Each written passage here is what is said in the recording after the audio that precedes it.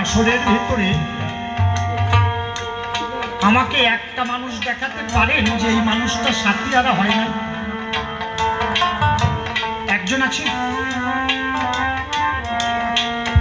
খেলার সাথী, একসঙ্গে যারা বেড়ে উঠেছেন, খেলা করেছেন, একসঙ্গে চলেছেন, অনেকে বিদায় নিয়েছেন।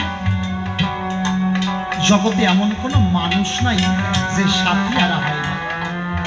কেউ পুত্র হারিয়েছে, কেউ কন্যা হারিয়েছে, কেউ অগ্নি হারিয়েছে, কেউ ভ্রাতা হারিয়েছে, কেউ পিতা হারিয়েছে, কেউ মাতা হারিয়েছে। আমরা সবাই হারা, আমরা সবাই যেমন হারা তেমনি বসে আছে নাম হারা নদীর কিনারায়। পাগল কবি বিজয় সরকার মহাশয় বললেন, 16 আনা তফিল দিয়ে করেছি কারবার, জমা শূন্য খরচ বেশি হয়েছি বাবা। 16 আনা তফিল নিয়ে জগতে এসেছিলাম, 16 আনা তফিল নিয়ে জগতে এসেছিলাম, তাই না বাবা? মাথা ভর্তি কালো চুল, সুন্দর দুটো চক্ষু, নাসিকা, কর্ণ, সুন্দর একটা মুখ, এত সুন্দর অবয়ব, দুখানা হাত, দুইখানা পা। এই চোখ দিয়ে অদূরের সকল কিছু দেখতে পেতাম, এখন কাছের জিনিস দেখতে পাই না। এই কান দিয়ে অতি সূক্ষ্ম কথা শুনতে পেতাম, এখন চিৎকার করে বললেও শুনতে পাই না। হাত দিয়ে দিন ভরে কাজ করেছি, এখন একটা জলের বোতল তুলে জল খেতে পারি না। এই পা দিয়ে হেঁটে হেঁটে কিলোমিটারের পরে কিলোমিটার দৌড়ে বেরিয়েছি, কাজ করেছি, এখন হেঁটে ঘরের থেকে বাইরে যেতে পারি না। এরা সাথে সাথে ছিল, সবাই বলছে বন্ধু বিদায় দেয়।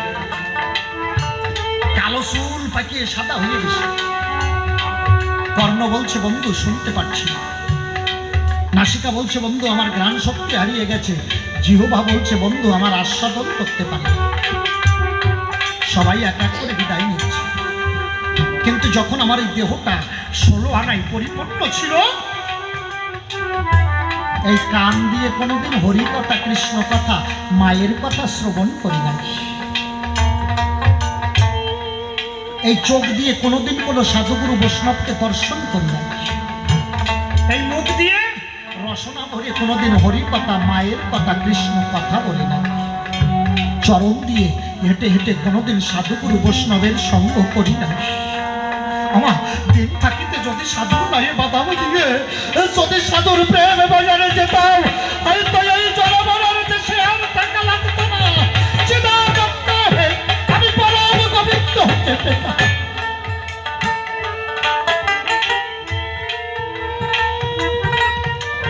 ভাগ্যের কি নির্মম পরিহাস, সবাই বিদায় নিচ্ছে, তুমি আমি আমরা কেউ থাকবো না মা। একটা গানে আছে না, ভাই বলো আর বন্ধু বলো কেউ তো কারো নয়, দু চার দিনের পথের খেলার সাথী পথের বরিশা। জ্ঞান অনাদি সরকার মহাশয় আরেকটা গান আছে, আরেকটা গান আছে,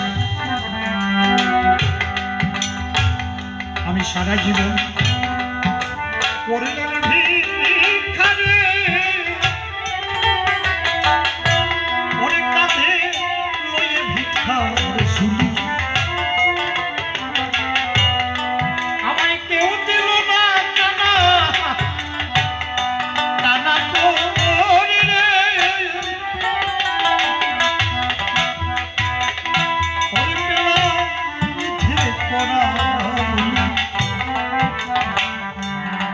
আমি সারা জীবন অর্থের দাসত্ব করে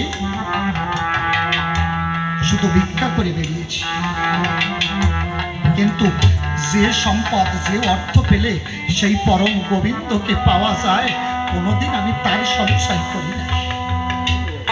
দেখেন কবির চেতনা কত গভীর। আমি সারা জীবন করলেন ভিক্ষা রে, ওরে কাঁধে ওই ভিক্ষার ঝুলি, আমায় কেউ দিল না কানা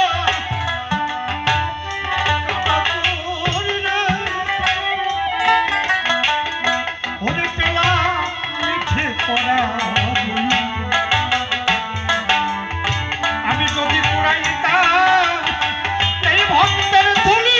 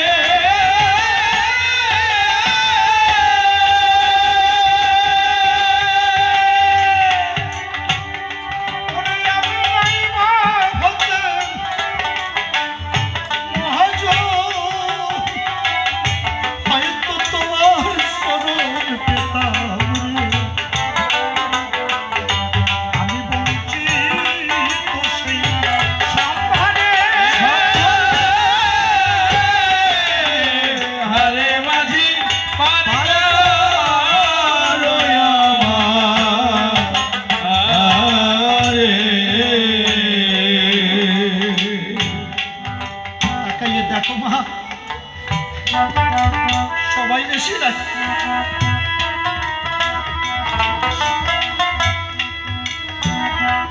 জীবন রবি অস্তা চলে যেতে বসেছে। রানাকুম্ভ এই সংসারটা হলো মায়া রঙ্গমঞ্চ, আমরা কেউ নায়কের ভূমিকায় নায়িকার ভূমিকায় অভিনয় করছি। আমি নায়কের ভূমিকায়, আমার স্ত্রী নায়িকার ভূমিকায়। যেমন এই জীবন নাট্য মঞ্চের অভিনয় শেষ হয়ে যাবে, একা একা এসেছিলাম, আবার একা একা সকল ধরে তোমার পাড়ি ধরতে হবে।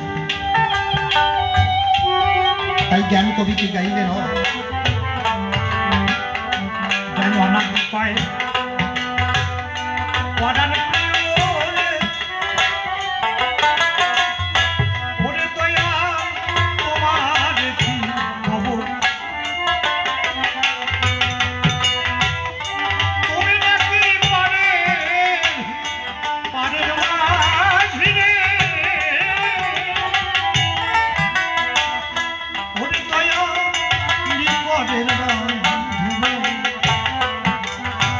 আমি এপারে কি বাবা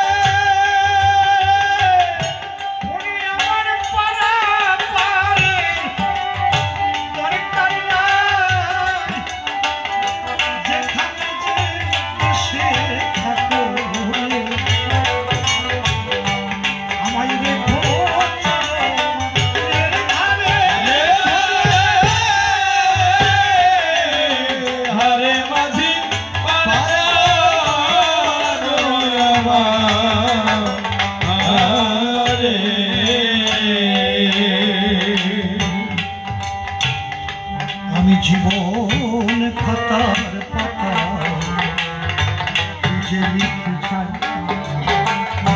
কিছুটা মুছে গেছে কিছু মনে নাই।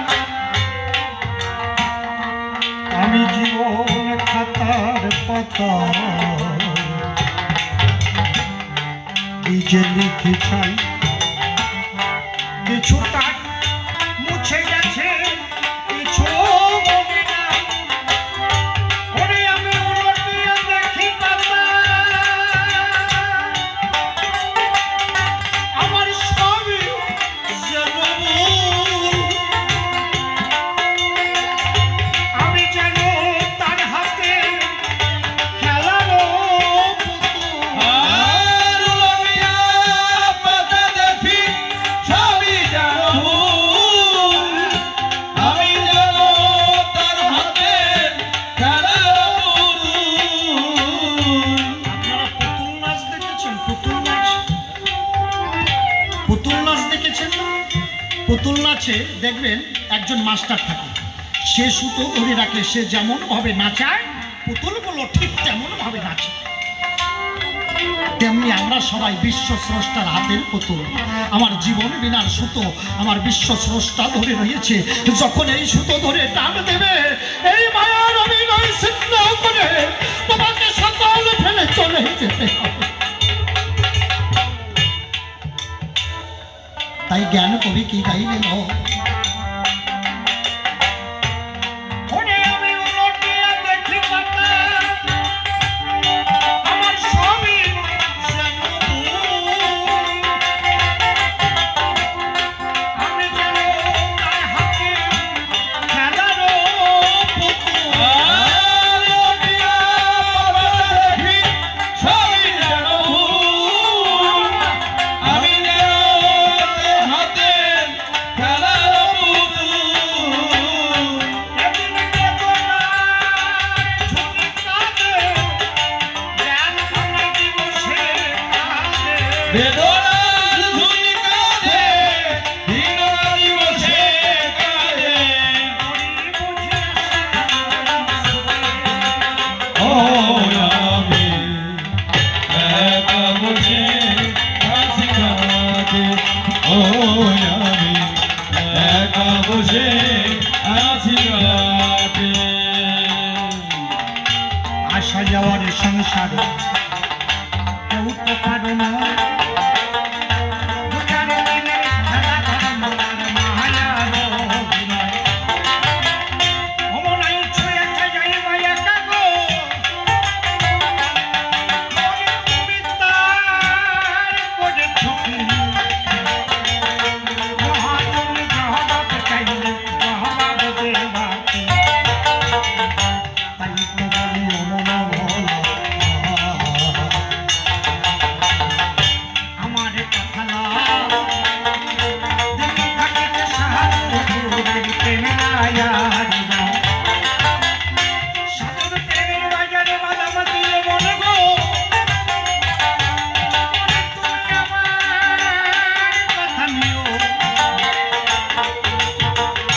সাধুর চরণ ধুলে তুমি মস্তকে রাখো। তাই তো বলি অমন ভোলা তোমরা কেন করো দেরি? চাঁদ বদনে প্রেমানন্দে বলুন হরি হরি। ওরে হরি নাম কি সর্বশ্রেষ্ঠ গো,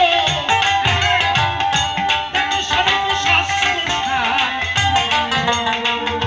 হরি নামে প্রেমানন্দে হয়ে যাবে তার।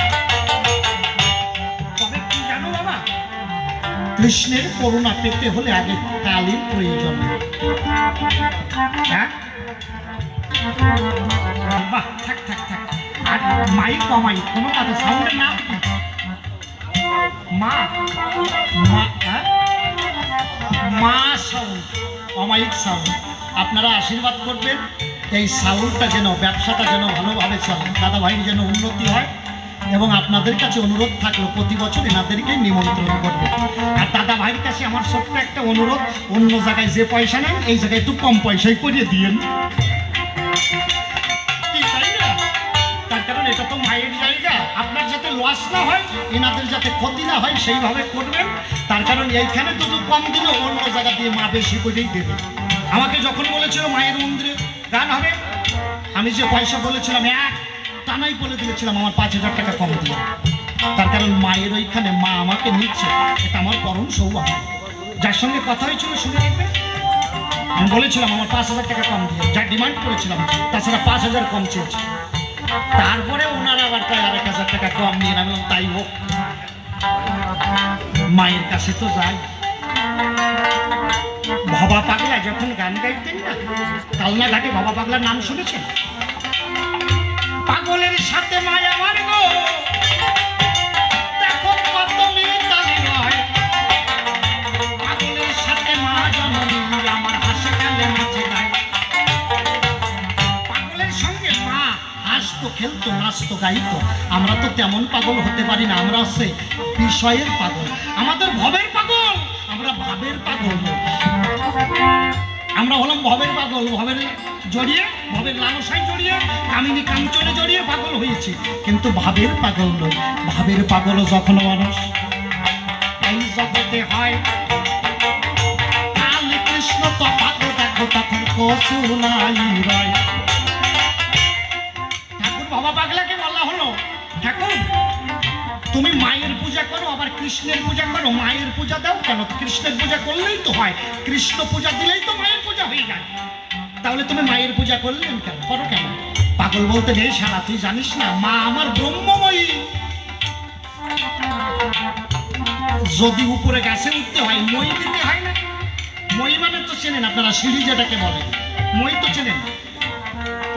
মা হলো আমার ব্রহ্মময়ী, যদি সেই ব্রহ্মকে পেতে হয় আমার মায়ের মই বেয়ে বেয়ে উঠতে হয়। মা যখন ব্রহ্মময়ী, মা যখন তোমার প্রেমের সিঁড়ি দেবে, সিঁড়ি বেয়ে প্রেম আনন্দে কৃষ্ণ ধনত পাবে। চলে যাচ্ছে কথা, যারা বাড়ি গেছে যাক, আরো যদি কেউ যাওয়ার থাকে সকাল সকাল চলে যাবে। আমার 9:30 থেকে 10টা টাইম দিয়েছে, আমি জবাব না দিয়ে নামবো না, তাতে একজন থাকলে তাই নিয়ে গান গাবো। কি বলে যাচ্ছে কথা? তাহলে বলছে মা বড় না কালা বড়? আমি বলেছি লীলার ঘরে কালা কালা কালিয়া, কিন্তু তত্ত্বের ঘরে কৃষ্ণই আমার পরম দয়াল হয়। তাকে পেতে হলে আগে পূজা দাও তো মায়ের পায়। তাকে পেতে হলে আগে মায়ের পূজা দিতে হবে। আমি ছোট্ট একটা ঘটনা বলছি, এই ঘটনার ভিতরে বুঝতে পারবেন। চণ্ডীদাস দেখো প্রথম কালী ভক্ত ছিল, কালীর পূজায় চণ্ডীদাসের মন যে মজে। চণ্ডীদাস ঠাকুর প্রথমে কালী পূজারী ছিলেন, ব্রাহ্মণ কিনা, মা কালীর পূজা দিতেন। আগের দিনে চণ্ডীদাস মনে করিয়ায় আস নদীর কিনারায় গেল, আরে নদীর বাকে সুন্দর আগে তার টগর দেখতে পেল। চণ্ডীদাস নদীতে স্নান করতে গেছে, দেখে নদীর জল দিয়ে একটা টগর ফুল ভেসে আসছে। ওই টগর ফুল দিয়ে কিছুক্ষণ আগে কৃষ্ণ পূজা হয়েছে। চণ্ডীদাস তো জানে না যে এই টগর দিয়ে কৃষ্ণ পূজা হয়েছে। চণ্ডীদাস ভাবছে এই টগর নিয়ে আমি গৃহে ফিরে যাব, টগর তুলে মায়ের পায়ে আমি পূজা বটে দেব। টগর তুলিয়া মনের হরিষে গো, দেখো মায়ের গায়ে গেল, মায়ের চরণে পূজা দিতে যাও। ফুল নিয়ে মায়ের চরণে পূজা দিতে গেল। জননী মা, জননী মা গো, আমায় আমি তোমার অধম সন্তান, তোমার পায়ে মা করছি নিবেদন। আমি এই টগর ফুল তোমার চরণে নিবেদন করছি। নয়ন জলে ভেসে চণ্ডীদাস ওই মায়ের পায়ে টগর ফুলটা দিতে গেল। সাথে সাথে মৃন্ময়ী মাতায় আমার শ্রীময়ী রূপ ধরিল। শ্রীময়ী রূপ ধরিয়া তার সম্মুখে দাঁড়ালো। মা মৃন্ময়ী মাটির মা শ্রীময়ী রূপ ধারণ করে চণ্ডীদাসের সামনে দাঁড়িয়েছে। দাঁড়া চণ্ডীদাস, এই ফুল আমার চরণে দিস না। কেন? এই ফুল আমি আমার চরণে নিতে পারি না। চণ্ডীদাস বলছে, আমার জীবন ভরে তোর পুজো করলাম, কোনোদিন দেখা দিলি না। আজকে কি আমি কোনো পূজায় অপরাধ করেছি যে কারণে তুই আমার পূজা নিবি না? আজকে মূর্তি নিতে হয়ে আমার তুমি আমাকে দেখা দিলে, আমার কি পূজায় ভুল হয়েছে? বলছে না। তাহলে তুমি আমার পূজা ভুল তোমার চরণে নেবে না কেন মা? ছোট ভাইয়া, তুমি তুমি এই ফুল নেবে না কেন মা? আমার অপরাধটা কোথায়? মা কালী চণ্ডীদাসকে বলছে, চণ্ডীদাস তুই আমাকে কি জ্ঞানে পূজা করিস? বলছে, মা তুমি ব্রহ্মবলী, বিশ্বপালিকা, তুমি কালিকা। আমা তোমাকে, তোমার উপরে তো জগতে কেউ গুরু নাই, তাই গুরু জ্ঞানে পূজা দেই মা তোমার রাঙা পা। মা কালী বলছে, তুই আমাকে গুরু মানিস তো? হ্যাঁ মানি। হ্যাঁ, চণ্ডীদাস যখন বললো হ্যাঁ মানি, মা কালী বলছে, তুই যেমন আমাকে গুরু মানিস তেমনি আমারও একজন গুরু আছে। চণ্ডীদাস অবাক হয়ে গেছে, মায়ের জন্য জগৎ ব্রহ্মাণ্ড সৃষ্টি হয়েছে, আর মায়ের উপরে মায়েরও গুরু আছে? হ্যাঁ আছে। কে? আমার প্রাণের আরাধ্য, আমার দয়াল কৃষ্ণ রসময়, সে আমার আরাধ্য।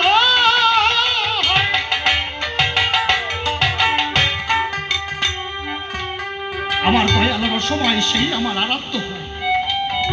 চণ্ডীদাস, আজ হইতে তোর কালী পূজা সার্থক হয়েছে। যদি তোর চরম প্রাপ্তি হতে হয় তাহলে আজ হইতে আমাকে আর পূজা করা লাগবে না। রজকিনীকে প্রেমের গুরু করে, রজকিনীকে চরণাশ্রয় করে আজ হইতে কৃষ্ণ ভজন পূজন করবে। এই জন্য বলছে, বাসলি আসিয়া চাপড় মারিয়া দ্বিজ চণ্ডীদাসে কয়, সহজ ভজন করো হে যাজন, ইয়া ছাড়া কিছু নয়। রজ কঠিয়ারি কিশোরী স্বরূপা, শরণ লৌকতার, আমি যাহা বলি তুমি শুনো তাহা। 64 ভজন সার। বাসলি শব্দের অর্থ মা কালী। মা কালী এসে চার মেরে বলল, বাসলি আসিয়া চাপড় মারিয়া দ্বিজ চণ্ডীদাসে কয়, সহজ ভজন করতে হবে। সহজ ভজন করবে যাজন, ইয়া ছাড়া কিছু নয়। রজ কঠিয়ারি কিশোরী স্বরূপা, শরণ লৌকতার, আমি যাহা বলি তুমি শুনো তাহা। 64 ভজন সার। তোমার 64 কলাবিদ্যা শিখতে হবে। এই জন্য সহজ ভজনের আশ্রয় নিতে হবে। কাকে? না, আরেকজন নারীকে গুরু করতে হবে। তিনি কে? রজকিনী। ছুটতে ছুটতে চণ্ডীদাস রজকিনীর কাছে গেল। প্রিয়া প্রিয়া প্রিয়া বলে তার ডাক দিতে লাগলো। কথায় প্রাণ প্রিয় শিব হে মহিষী গো, তুমি আমার কথা লও, দয়া করে আমায় তুমি ওই কৃষ্ণ গুণ শোনাও। তুমি আমাকে দয়া করে কৃষ্ণ গুণাগুণ কীর্তন শ্রবণ করা। রজকিনী বলল, বন্ধু এতদিনে তুমি বুঝলে যে মা কালীরও একজন গুরু আছে। আমি তো তাই চেয়েছিলাম যে মায়ের সাধনা তোমার পূর্ণ হলে একদিন গোবিন্দ তোমাকে করুণা করবে। এসো বন্ধু, তুমি আমি দুইজন মিলে আজকে সারা নিশি জেগে দুইজনে মধুর কৃষ্ণ কথা করবো আলোকে। চণ্ডীদাস বাড়ি গেল। সন্ধ্যা বেলায়, সন্ধ্যার লগ্নে রজকিনীর দরজায় আসে। কথায় রজকিনী ওয়ে ধ্বনি, আমার কথা লাও, ভগবতী এসেছি মোর একবার দেখা দাও।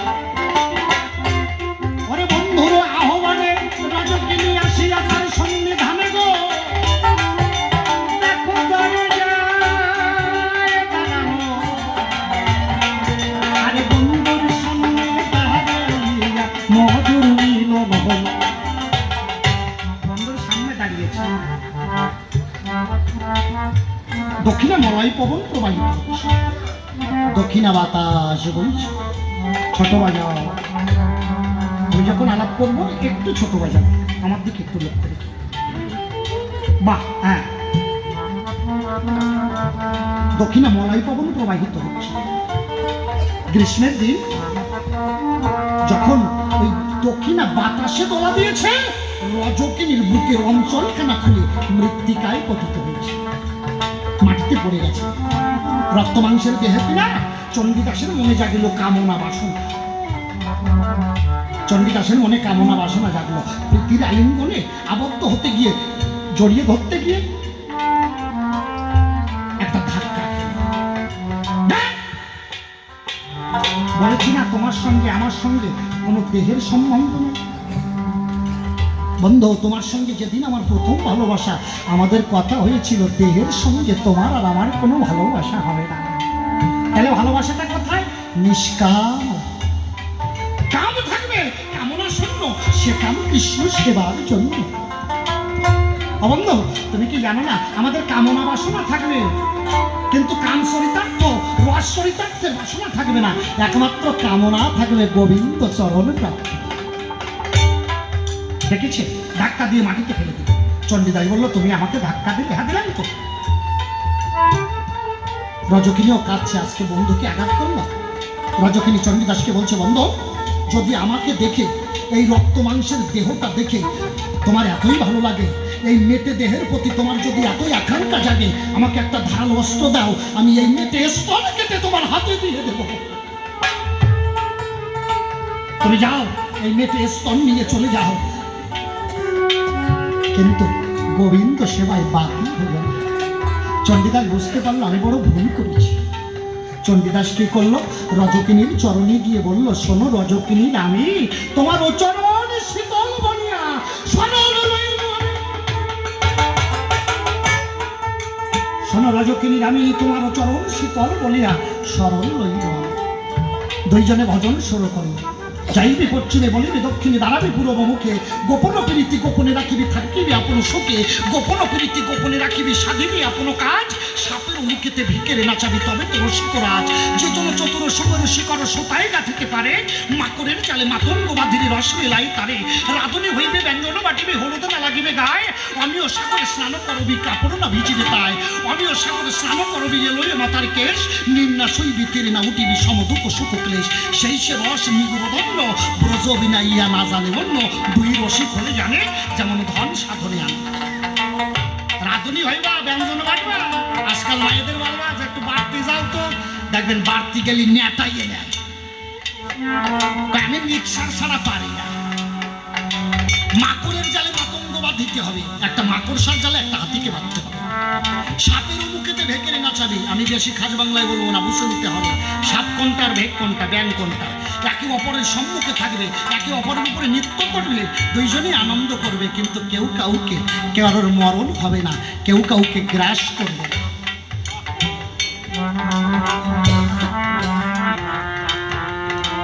বুঝে যাচ্ছে কথা? এর সাই আর বেশি ভাঙাইয়ে পাওয়া যায় না। ভক্তবাসর মায়েরা গান শুনতে এসেছে, এর থেকে আর বলবো না। আমিও সাগরে স্নান করবে, এলো মাথার কেশ। সাগরে নামিয়ে যাওয়া, স্নান করতে গিয়ে ডুবিয়ে মরিয়ে যাওয়া, তাও হবে না, সব ওই জায়গায় শেষ। প্রেম পুকুরে মাছ ধরিতে অনেক কিছু লাগে, আত্মশক্তি গুরু মন্ত্র চার ফেলে দেওয়াকে, অনুরাগের শীতে গেথে, আসক্তির সুতে, মহাভাবে বর্ষি পাল সত্য গেথে, একনিষ্ঠ পাকনার পানে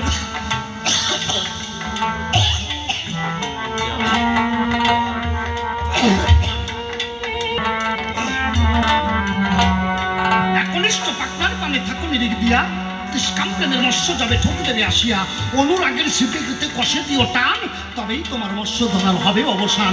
রামি বলে, রামি মানে কি? রজকিনী। রামি বলে, মৎস্য ধরার থাকে যদি মতি, আগে তোমার শিখতে হবে পরকীয়ারতি। পরকীয়ারতি কি বা তার গতি কেমন তার আচরণ, অমৃত বিষেতে যে পারে মিশাতে, সে পায় পরম ধন। পদ্ম স্বাদিষ্টান তাই অধিষ্ঠান কমতব্য বসাই নিজে, সাধকের মন করে উচাটন, কামের কামিনী খোঁজে, কামিনী রূপিনী রস স্বরূপিনী, কুলবিনাশী নারী, কন্দর্প পুরুষী ভাবের আবেশে হয়ে থাকে ব্যবিচারী, ও আকারে লহকারে মহামন্ত্র সারে, শতত কান্তিত মন্ত্র শতক অন্তরে সরে, মদন মাদন দীর্ঘ স্তবন মোহন পঞ্চবান, রতি রস হলে গতিপদ হইলে অটালে চলে ওজান। অটল দেশের মানুষ যারা এই সাধনে জানে, তারা তাইটা হলে তো পাশারা পাই বৈরাগী সাধনা। এই যে রসের সাধন করিয়া সদন, সাধনের আয়ু বল নিশি জাগিয়া দুইজনে মিলে দেখো কৃষ্ণ কথা। হরে কৃষ্ণ কথা বলিতে বলিতে গো, ভাব যখন গানো হয়ে যায়, আর রাত্রির শেষে গোবিন্দ এসে দেখো দরজায় দাঁড়ায়। গোবিন্দ এসে দরজায় দাঁড়ালো।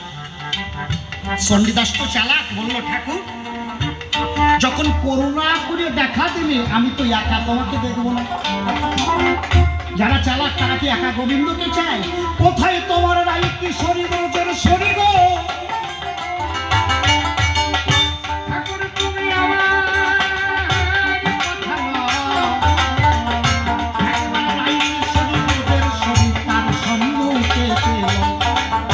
ভক্তের ডাকে ভগবান কি থাকে? আহ্বানকে রাধাকে করল,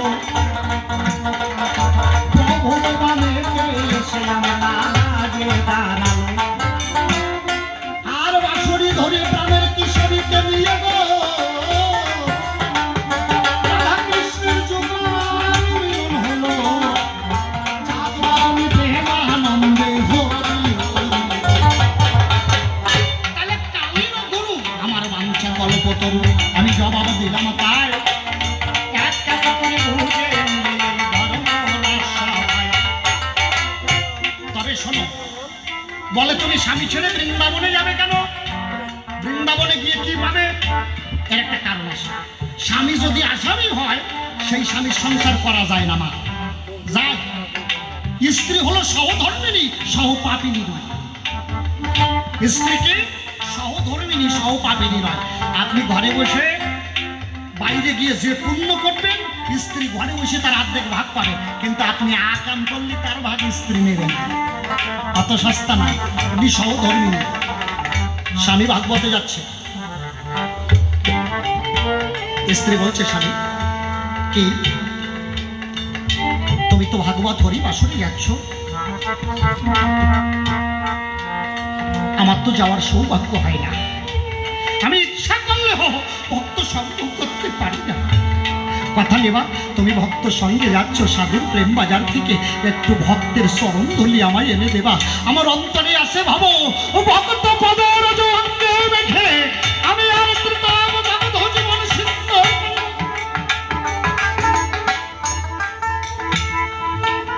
স্ত্রী হলো সাধন পথের সহায়িকা। এই স্ত্রী বৃন্দাবনের 5টি প্রেম, শান্ত, দাস্য, সক্য, বাৎসল্য, মধু। এই স্ত্রীর ভিতরে 5টা প্রেমই বর্তমান। স্ত্রী শুধু কামনার বস্তু নয়। বউ খাতি দেশে দুপুরবেলায় দেখবেন স্ত্রী, মা যখন সন্তানকে খেতে দেয়, খেতে দিয়ে তখনকার দিনে তো কারেন্ট ছিল না, পাকা ছিল না, পাকা অঞ্চল দিয়ে মা সন্তানকে বাতাস দিত না। স্বামী মাঠের থেকে কাজ করে বাড়ি গেল, স্ত্রী স্বামীকে খেতে দিয়ে সন্তানকে যেমন করে অঞ্চল দিয়ে বাতাস দিচ্ছিল ওইভাবে স্বামীকে বাতাস দিচ্ছে। তখন স্ত্রী মায়ের মতো করে আপনাকে সেবা দিচ্ছে। এখন বউকে দেখে যদি মনে হয় ইস রে আমার বউটা যা ভালো, যদি একটু ঘরের মধ্যে জাতি পারতাম রে, হয়ে গেল সব সাধনা শেষ, ওইখানেই ব্যভিচারী হয়ে গেল। ওই জায়গাটাই তুমি ব্যভিচারী হয়ে গেলে। আচারে সিদ্ধ হতে হবে, আচারে সিদ্ধ বিচারে পণ্ডিত। আমার দলেও কয়েকজন আছে,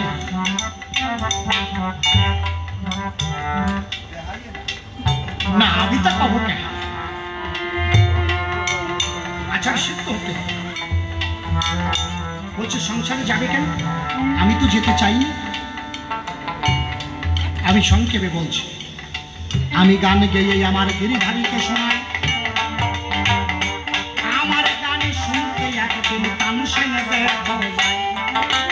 আমার বহির বাটিতে আমার স্বামী গো একটা কৃষ্ণ মন্দির করিয়া দিল। ওই গিরিধারী আমার গান শুনতে চাইল। আমার বহির বাটিতে আমাকে ঘরে জায়গা দিল না। কিরকম স্বামী থাকেন, ওই বাইরে একটা ঘর করে দিয়েছে, সেইখানে আমি আমার গিরিধারীকে নিয়ে থাকি। আমি গান গাইছি, রাজরানী মীরা ভিখারি, গিরিধারী তোমার লাগিয়া। রাজরানী মীরা ভিখারি, গিরিধারী তোমার লাগিয়া।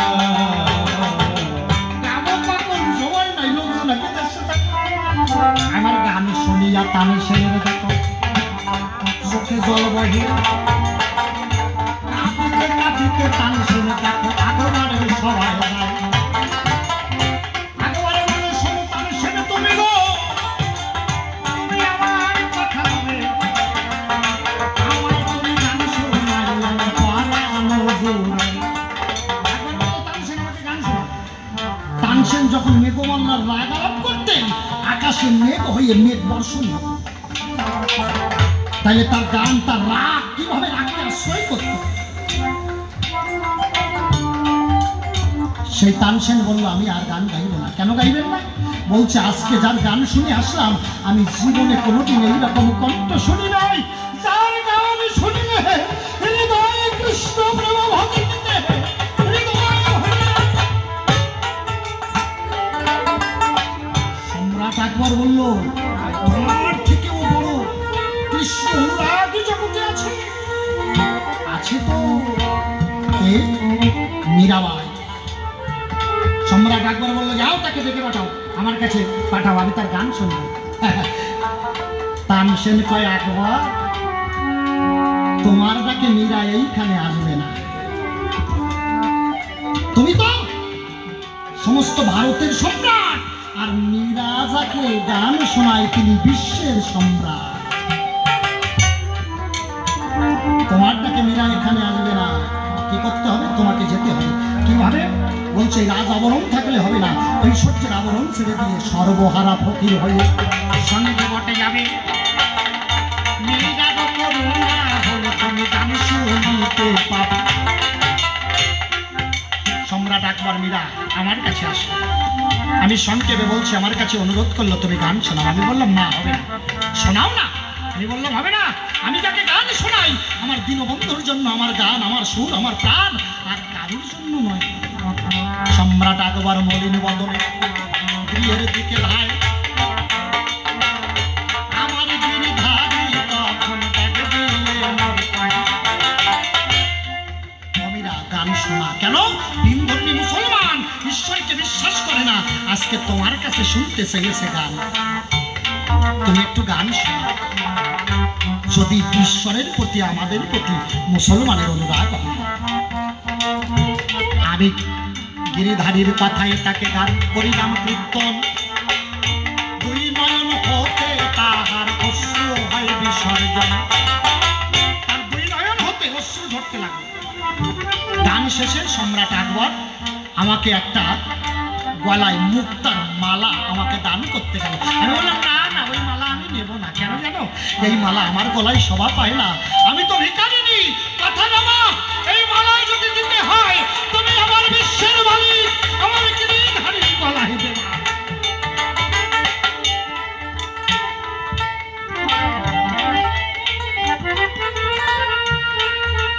বুঝে যাচ্ছি?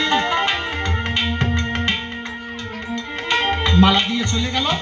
ওই যে বললো না আমার বোন যমুনা, তার যে নমুনা, ওই যমুনা গিয়ে ওর দাদা অর্থাৎ রানা কুম্ভকে বললো দাদা হিন্দুধর্মী মুসলমানকে গান শোনায়, তার গলার মালা দেখলাম গিরিধারীর গলায়।